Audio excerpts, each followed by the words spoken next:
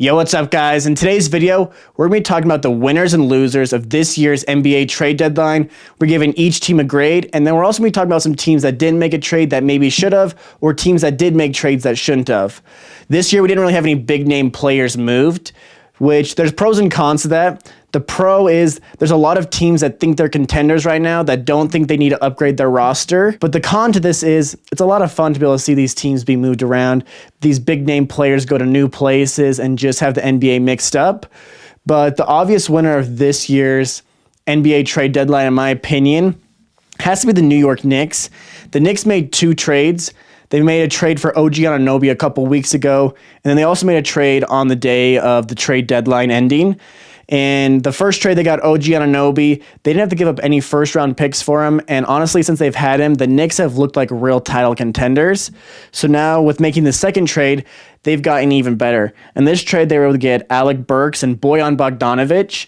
And I gave them an A for this grade, and the Pistons got a B for this trade, which they were able to move off these players that weren't on their team for the long term, but also I feel like they might have been able to get at least one or two first-round picks for these two players. So the Pistons basically give up Quentin Grimes and then a bunch of salary fillers like Evan Fournier and then two future second-round picks. This was a good move for both teams. I think the Knicks definitely came away as the winners of this trade deadline. Ever since the Knicks got OG Anunoby, they've been 12-2. And with both of these trades, they will get three players that are going to be key to be able to compete for a title and be able to compete in the playoffs for the Knicks. And they still have 11 first-round picks until 2030. So honestly, I think the Knicks are going to play it out this year, see how it goes in the playoffs. They're a really good competitive team. I think they're honestly maybe the second or third best team in the Eastern Conference. And if they want, they can make a big-time splash in the offseason, trade some of those picks, and bring in a big-name player. There wasn't any really big-name players this trade deadline, so I'm glad they didn't just throw a bunch of picks on someone that wasn't really going to help their team in the long run. Also, OG Anunoby's hurt right now. I think he's going to be out for a couple of weeks. He had surgery, and then also Julius Randle's been out for a little bit. So once they're back to full health, this is going to be a really dangerous team. We're going to have time to heal over All-Star break and be able to get those reps in with Alec Burks and Bojan Bogdanovic, which I've been able to watch both those players quite a bit. They're both Jazz players that I watched for a long time. Burks was drafted by the Jazz, so I got to see him through the first couple years of his career. He's become a lot better player. This is the second time on the Knicks. And then Bojan Bogdanovic, I saw him just a couple years ago when he was in the Jazz. I think it was 2 or 3 seasons ago when he was on the team with like Rudy Gobert and Donovan Mitchell. But both of these players are going to be able to mesh with the Knicks very well. And I'm excited to see what they do because I think they could really make some noise. I don't know if they're quite title favorites or contenders yet, but I think they're definitely up there. And if they got hot at the right time, I would not be surprised to see them in the Eastern Conference Finals, or maybe if everything goes exactly right, even in the finals. There's a lot of trades that I'm not going to talk about, like the Timberwolves and Pistons made a trade.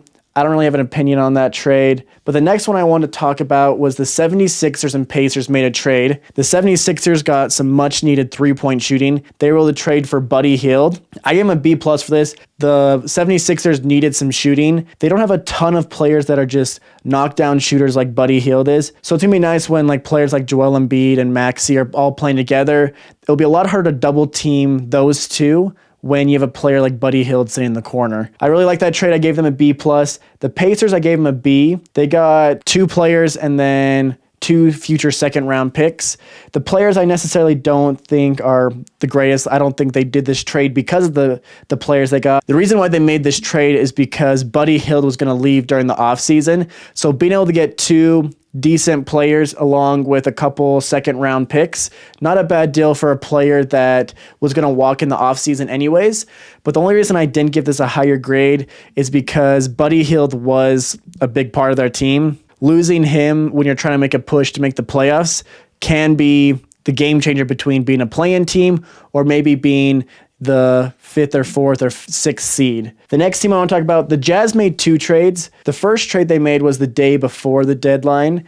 They traded Simone Fontecchio to the Pistons, the Jazz got Kevin Knox and a 2024 second round pick, along with the draft rights of an Italian player. I don't really know what the Jazz were doing with this pick. Fontecchio has been really, really good for the Jazz so far this season. He's been starting, which was a surprise. He's like, last year he came into the league, I think he was a 28-year-old rookie, so he is a little bit of an older player. So I don't know why the Pistons necessarily wanted to trade him, because he's an older player that doesn't really fit their timeline. They did give him a really good deal. He's a really good player. And I don't know why the Jazz made this trade, because he's been playing well for them. It seemed like they were trying to push to make the playoffs. And we got Kevin Knox to be able to release him, and a second round pick. The only good thing about the second round pick, it's like the best second round draft pick of a couple teams that are pretty bad. So it's going to be basically a first round pick. It's going to be like the 31st or 32nd pick from what it looks like. But then the Jazz made another trade. They traded with the Raptors. The Raptors got Kelly Olynyk, a player who's Canadian, going to the Raptors. They just keep adding more and more Canadian players, as they added RJ Barrett just a couple weeks ago. And then they also added a really young player, Ochai Agbaji, who was drafted by the Cavs but was part of the Donovan Mitchell trade. I don't know why they wanted to trade Ochai. It seemed like he was someone that was going to be part of their long-term future. Really good 3-and-D player. His three-pointer hasn't been falling as much this season, but honestly, he has a pretty bright future, and I was really sad to see both of those players go. The Jazz got a first-round pick. It's going to be a really, really late first-round pick, one of the last picks in the first round for this year, and they got Otto Porter Jr. was the main player they got from it, which he hasn't played since December. He's been injured. Kelly Olynyk and Ochai Agbaji are two players that I feel like were better than what we got in return. So I gave the Raptors an A. They got a steal of a deal. And then I gave the Jazz a D. Both the Jazz trades I feel like were a flop.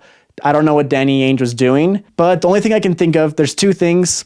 Either the Jazz are trying to miss the playoffs because our pick this year is top 10 protected. So I don't know if we're trying to miss the playoffs so we get a draft pick in the lottery, or if we didn't have any first-round picks, so they trade these two players away so that we would have draft picks.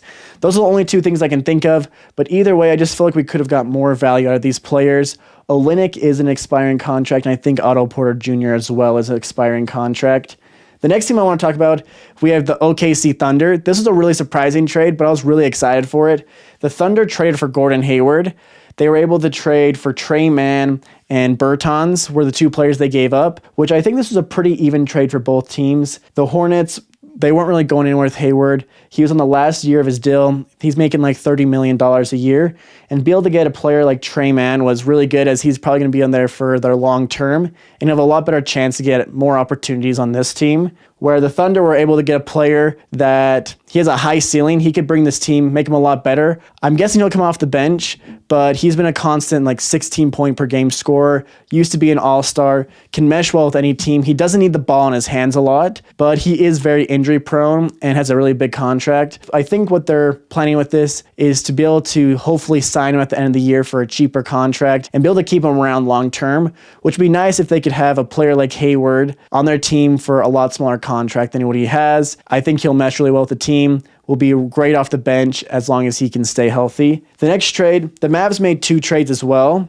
The first one they made a trade with was the Wizards, traded Daniel Gafford for draft compensation. It was basically the biggest thing I think that they wanted from this trade. He made his debut today, Daniel Gafford did, and he looked really good. He was much needed size that I think the Mavericks have been lacking.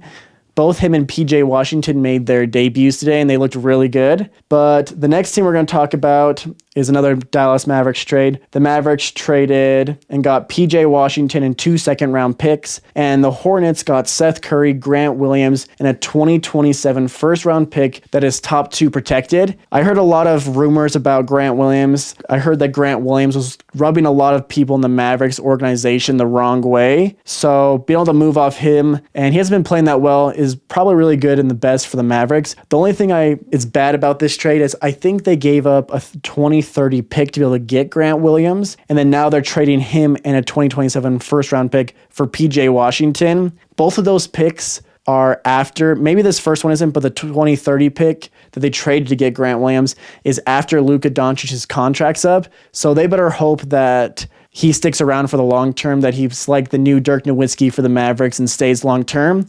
Because honestly, if he leaves, They don't have much because Kyrie Irving's not going to stay around if Luka Doncic isn't there. But honestly, it made the Mavericks better. That's what they were worried about. Right now, they're worried about making sure they have the best team around Luka Doncic. There wasn't much to trade for this deadline. They were able to get PJ Washington. Both of these trades looked really good in their debuts today, and I think they made them better. And at the end of the day, that's what you want, is your team to be better. But they better hope that they can stay competitive for the next 6-7 years, because if not, it might look really rough for the Mavericks. And then the last trade I want to talk about, it's not a super big one, but also I think it's a very impactful one. It's the Milwaukee Bucks traded to get Patrick Beverley, and the 76ers traded and got Cameron Payne and a 2027 second round pick. The reason why I think it's important is because they don't really have that vocal leader. Both Dame and Giannis are players that are lead by example. They're not vocal leaders. Patrick Beverley is the perfect player to be a vocal leader. And I already saw video clips of him on his first game with the team. It was 5 minutes into the game. He hasn't even stepped foot on the court yet, and he was already coaching, getting after these players. And I think that's the much needed energy that the Bucks are going to need going forward, especially as they have title hopes. And Patrick Beverley is a great defender. They've been struggling on defense this year. Being able to add another leader on the team is also going to be huge for them. The first thing Patrick Beverley went out and said was basically that Daryl Morey was a liar, and that also he's got to get his relationship better with Damian Lillard. But honestly, they're both really big competitors. They're going to be able to figure it out because they both just want to win games. Apparently, Daryl Morey told Patrick Beverley that he wasn't going to be traded. So now the whole Daryl Morey is a liar thing is coming up, just like it was when James Harden got traded recently. I don't know why the Sixers made this trade. I gave the Bucks an A, and I gave the 76ers a C. They're able to get Cameron Payne out of this and a 2027 second round pick. I honestly feel like Patrick Beverley is more important to the team than what they got in return. I heard that the reason why they did it might be because they're trying to get Kyle Lowry. Honestly, I think at this point in their career, I think Patrick Beverley is a better player. If we're talking all time, obviously Kyle Lowry is a much better player. But right now, I would take Patrick Beverley, his defense and his energy and leadership over anything that Kyle Lowry is going to bring to the team. And then those are kind of all the trades I wanted to talk about. There's a couple of teams that I want to talk about that didn't make moves that really surprised me, and then a few teams also that I thought would be fun. The first one, the Lakers. The Lakers, when you have LeBron and AD on your team, you can't just waste a whole year. It's either championship or bust. Just like the beginning of last year, they're not looking like a title contending team. When they came into this season, many people thought that they were going to be title contenders. After they made the big run last year, were able to add a few more players, keep all the key players they had, but they have not looked very good this year. Didn't make a single trade. I think they just signed Spencer Dinwiddie to a contract, but honestly, he's not a game changer for the problems they have, being able to make them a title contender or anything like that. So I was very disappointed the Lakers didn't make a trade. I don't know what's going to happen with LeBron. I don't know what's going to happen with this team. There were rumors coming out about LeBron being traded. So maybe there's something going on in LA that we don't know about, but I was disappointed they didn't make a trade. I was also disappointed that the Warriors didn't make a trade. They're kind of in the same situation as the Lakers are. With a player like Curry on your team, it's championship or bust. You can't be wasting any years of their prime. And the thing is with the Warriors too, I think the biggest reason why they're not making these trades is because they don't want to break up their old championship core of Curry, Dre, and Clay. It's going to happen eventually because they all think they're still in their prime. Clay is throwing up bricks the entire time. And I know he knows that he's not playing the same level as he was, but he's still taking the same shots that he was before. The last team I was really disappointed didn't make a trade was the Chicago Bulls. I was hoping they were going to sell. I was hoping they were going to trade DeMar DeRozan. I was hoping they were going to trade Zach LaVine. There were rumors that the Pistons were interested in trading for Zach LaVine, but then he decided to have season-ending surgery, messed up any possible trades that any team could make, as he would not be able to play for the rest of the season. And I don't know why the Bulls did not want to trade DeMar DeRozan, because they tried to make a contract extension with him a couple months ago, and he did not like the number. It would have just been better to get something out of DeMar DeRozan than wasting him walking for nothing. Teams I wish maybe would have made trades, I'm not mad that they didn't, but I wish they would have, was the Kings. I heard a lot of rumors about them trading for Zach LaVine. That would have been a lot of fun, but also Zach LaVine has such a big contract, it's hard for any team to take him on. And then the last team was the Hawks. The Hawks are in a weird situation because you have Trae Young, a really good player, but also they have like no direction of their team. They have Trae Young and DeJounte Murray, but that duo is not working out. I know they gave up a lot of picks for DeJounte Murray. at some point, you just have to wipe your hands clean of a bad trade, move on. There's no way they would have got the same value. Who knows? Maybe if they did try to hunt for more trades this deadline, that they could have gotten a team that's really trying to make that big jump. The two teams that I heard made serious offers for him were both the Lakers and the Jazz. Obviously, nothing worked out because he didn't move, but I'm curious to see what the Hawks have planned for their future, because right now, it seems like they have no real direction. They have Trae Young and a bunch of pieces that don't seem that like they're mixing well together. So that was basically all the trades from this NBA trade deadline. There wasn't any blockbuster trades like we've seen the last couple seasons, but it's always exciting just to see player movement, even if it's not very big ones like we've seen in the last couple years. But let me know what you guys think in the comments about this year's trade deadline. Drop other videos you'd like to see in the comments, and I'll catch you guys in the next one. Peace.